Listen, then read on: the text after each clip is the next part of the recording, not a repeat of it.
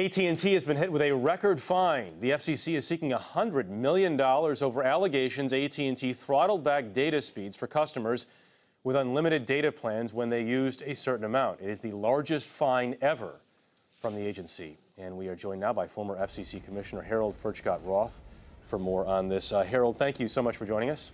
It's good to be here. Are you surprised by this? Yes, I think it's very surprising. I think it's government overreach. Why? Because, first of all, AT&T is, it's not clear exactly what FCC rules they violated. And to the extent they violated any, I think $100 million is not a punishment that fits the crime. This is just an extraordinary amount of government overreach that's bad for the American consumers and bad for the American public. So just remind us again exactly what the FCC is accusing AT&T of. The FCC accuses AT&T of throttling back on data speeds for customers with unlimited plans once they crossed a certain threshold, and after AT&T had notified the customers that they would be having reduced speeds. This is not the first company that's been accused of slowing down data. Why do you think this is different, or why does the FCC think this is different? One thing that's different is just last week, new network neutrality rules went into effect, and the D.C. Circuit Court refused to grant a stay of those rules. So I think the FCC is feeling quite emboldened by that, and they're going after AT&T. And the AT&T argument is that we need to make money here, and that we can't give unlimited data to everyone, and we need to have some sort of control over this data stream? I think it's about network management, about not having a handful of customers monopolize the entire network.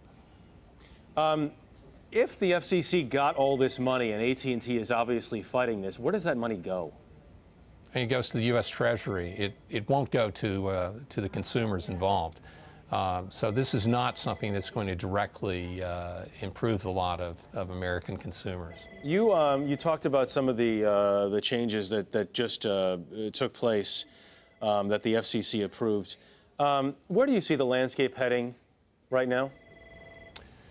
Well, there are court challenges to the network neutrality rules that the FCC adopted several months ago.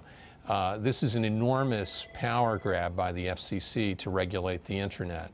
The FCC is adopting rules that grant it and it alone the authority to regulate all aspects of the Internet.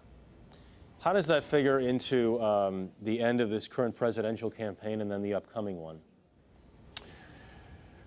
Well, we'll see how it plays in. It has yet to become a major presidential campaign issue. I think it ought to, because Are you surprised by that?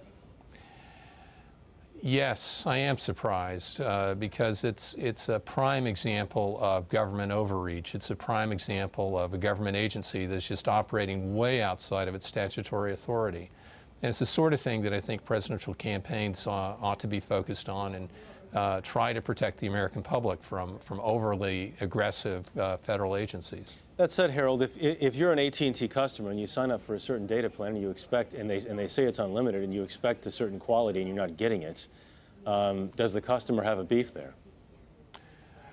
The broadband wireless market in America is extraordinarily competitive, and customers who are dissatisfied for any reason whatsoever can and do switch carriers. Millions of Americans switch carriers every year, and they may be dissatisfied for any number of reasons. The alleged wrongdoing here extends for the period 2011 up through potentially this year. Those customers who were affected in any way, as described by the FCC, would have already switched to another carrier.